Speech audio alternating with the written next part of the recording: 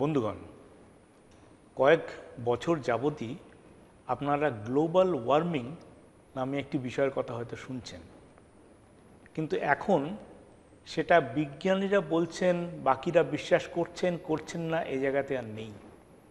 এখন এই বছরে যে হিট ওয়েভ আমরা প্রত্যক্ষ করেছি, এই বছরে ভারতবর্ষের নানা জায়গাতে তাপমাত্রা যে 50 ডিগ্রিরও বেশি উঠে গেছে, এই বছরে নানা জায়গাতে যে বিধ্বংসী সাইক্লোন হয়েছে সারা পৃথিবীতে, এই বছরে অস্ট্রেলিয়াতে,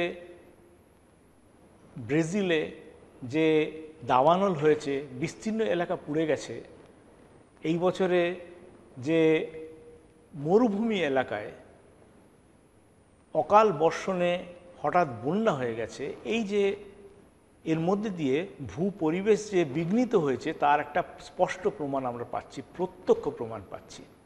ফলে এটা আর বিশ্বাস অবিশ্বাসের ব্যাপার নেই, আমাদের ঘাড়ের ওপর এসে পড়েছে। এবং এসে যখন পড়েছে তখন কিন্তু আমাদের কিছু করতে হবে।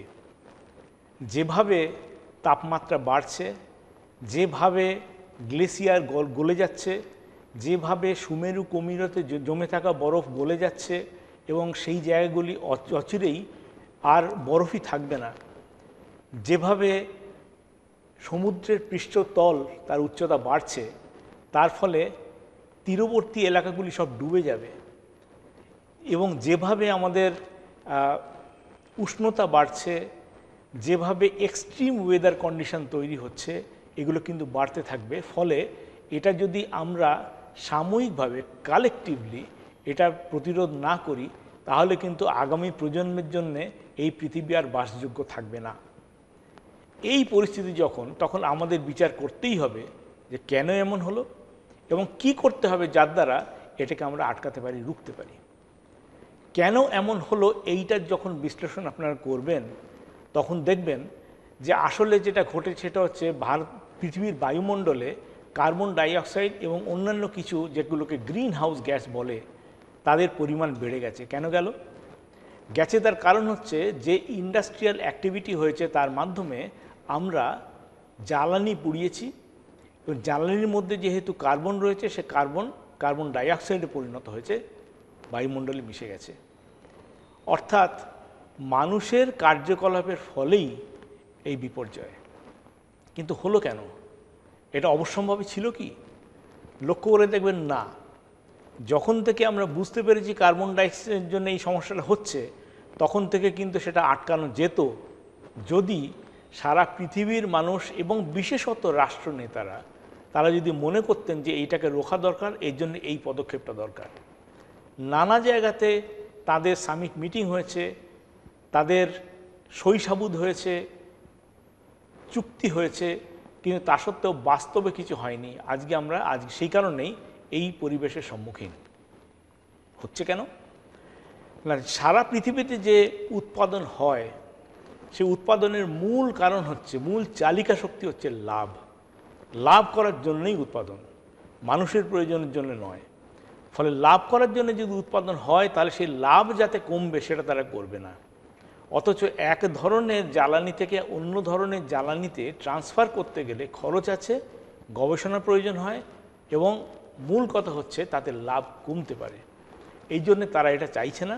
কিন্তু জনগণ, মানুষ যদি তাদেরকে বাধ্য না করে, তাহলে কিন্তু এই পৃথিবী আরও দিনের পর দিন আরও ক্ষতিকর অবস্থার সম্মুখীন হবেই। ফলে এখন প্রয়োজন হয়ে পড়েছে সাধারণ মানুষের, অ্যাফেক্টেড মানুষের সামূহিক প্রতিরোধের। এই কারণে একটা পরিবেশ আন্দোলনের প্রয়োজন। এই কারণেই আমরা ব্রেকথ্রু সায়েন্স সোসাইটির পক্ষ থেকে এই পরিবেশ আন্দোলন সৃষ্টি করার জন্যে, মানুষকে সচেতন করতে নানা জায়গাতে সেমিনার করছি, সিম্পোজিয়াম করছি, আলোচনা সভা করছি।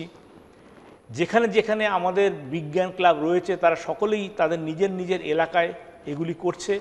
সেই এলাকার যে সমস্ত পরিবেশ বিঘ্নিত হচ্ছে, সেগুলোকে চিহ্নিত করছে এবং তার বিরুদ্ধে ব্যবস্থা গ্রহণ করছে। এবং সবচেয়ে বড় কথা হচ্ছে যে মানুষকে সচেতন করে তোলা, এই কাজটি আমরা করছি। এই উদ্দেশ্য থেকেই এই বছরের 5ই জুন যে বিশ্ব পরিবেশ দিবস, এটাকে পালন করা হচ্ছে এবং তারই একটা অঙ্গ হিসেবে আগামী 8ই জুন একটি সর্বভারতীয় ওয়েবিনার করা হবে, যেখানে লাদাখের বিশিষ্ট পরিবেশবিদ সোনাম ওয়াংচুক, যিনি এখন গত মাসেই প্রায় মাসাধিক কাল ধরে অনশন করেছিলেন লাদাখের পরিবেশকে বাঁচানোর জন্যে, তিনি সেখানে একজন বক্তা এবং আমাদের ব্রেকথ্রু সায়েন্স সোসাইটির বিশিষ্ট ভূবিজ্ঞানী, আমাদের সংগঠনের সভাপতি ধ্রুবজ্যোতি মুখোপাধ্যায় সেখানে বক্তা। এনাদের বক্তব্য আপনারা শুনবেন 8 তারিখে এবং তার জন্যে রেজিস্ট্রেশন করতে হবে। আপনারা রেজিস্ট্রেশন করবেন এবং শুনবেন। শুনেই কিন্তু আমাদের কর্তব্য শেষ নয়। যা জানলাম, যা বুঝলাম, সেটা শুধু বুঝে জ্ঞান বাড়ার জন্যই কিন্তু নয়, এটা আমাদের কিছু ক্রিয়া দাবি করে। এটা দাবি করে যে আমরা কিছু করব। কি করব না, পরিবেশকে বাঁচাতে, পৃথিবীকে বাঁচাতে যা যা করা দরকার সেগুলি, সেই পদক্ষেপ, সেই কাজগুলি করতে সমস্ত দেশের সরকারকে বাধ্য করতে হবে, আমাদের দেশের সরকারকেও বাধ্য করতে হবে। এই উদ্দেশ্য থেকেই এই আন্দোলন সৃষ্টি করার জন্যেই আমরা এই ওয়েবিনারটা করছি। আপনাদের সকলকে অনুরোধ, এই ওয়েবিনারে পার্টিসিপেট করুন।